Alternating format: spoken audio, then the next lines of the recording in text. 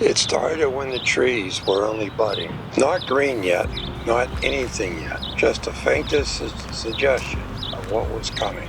Weeks away, maybe longer. He had looked at those bare branches, felt something he didn't expect to feel this early in the season. Impatience. He wanted color. He wanted it now, not in whatever order nature intended to deliver it. So he picked up a brush. The background came first, loud and layered, built from no color he had ever seen on a wall or sky. Then the flowers, invented ones, nothing growing in any garden he has ever visited. Flowers chosen because he loved them rather than because he observed them anywhere. He never knew, starting out, whether any of it would work. That is the truth of it. Every color combination was a guess. Every brushstroke, a question he couldn't answer until it was already dried on the page. He had no reference to check himself against, no real flower to compare the result and say, well, close enough or not quite. Only the colors in his head and the uncertain business of trying to get them on the paper before he second-guessed them away entirely. Some of it didn't work. He kept going. Weeks passed until he worked on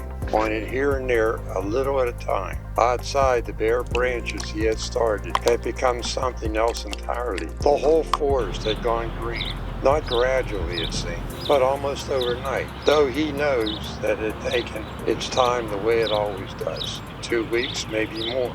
He hadn't been watching closely enough to catch it happening. He had only noticed that it was done.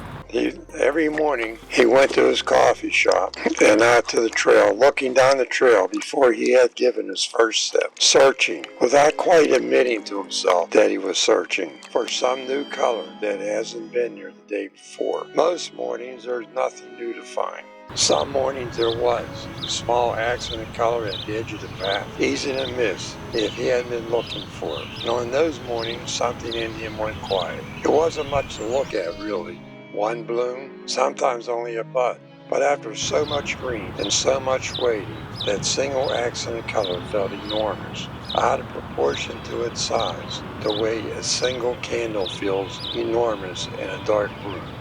He stood there longer than the moment seemed to require, coffee cooling in his hand, and let himself feel something he didn't have a tidy word for. All maybe. Yeah, all. Small and sudden, entirely out of scale, with one flower at the edge of the trail. He thought of something he'd read once years ago in a novel about a small town rebuilding itself after the war. Big things are made up of little things. He didn't think much about it then, not really. He understood it now, standing over one bloom with his coffee being cold.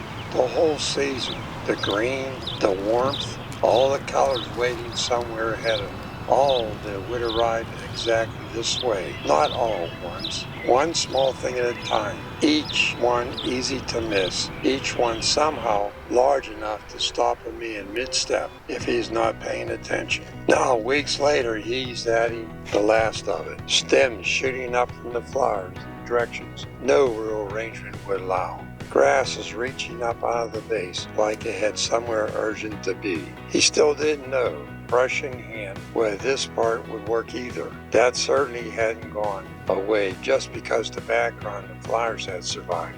Every new addition risked the whole thing. Too much, too little, the wrong green against the wrong purple. The weeks of work undone by one bad decision near the end. He added the grasses anyway.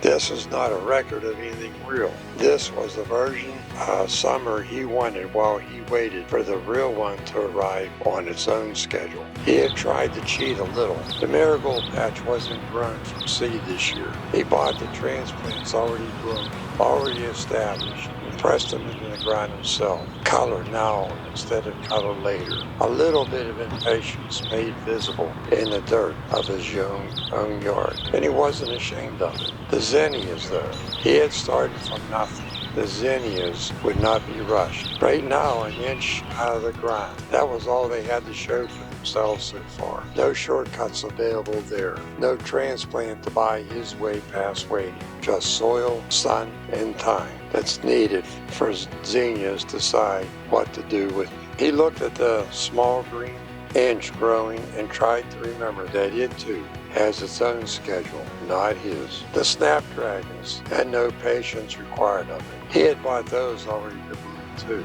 and they stood now in full color, asking nothing further of them at all.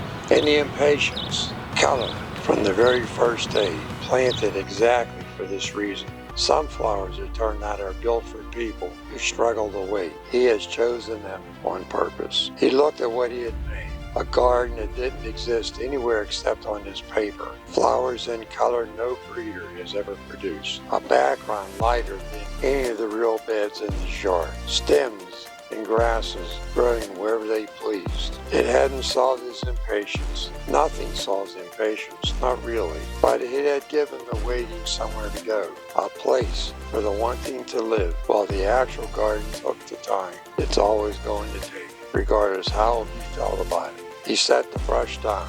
It was finished, fully formed, fully colored, exactly as wild, invented, and uncertain as he wanted to be from the very first spot he had seen weeks ago. He framed it carefully, set in the glass, closed up the way you close up something you intend to keep. He hung it where he would see it every day, not instead of the real garden, alongside it, a reminder that some color you can make appear the moment you need it. Some color makes you wait, and a wise man learns to hold both truths at the same time without resenting one another. Big things are made out of little things. One bloom on the trail's edge, one brushstroke at a time, uncertain until it's dried. 1 inch of zinnia not ready to be anything more than green.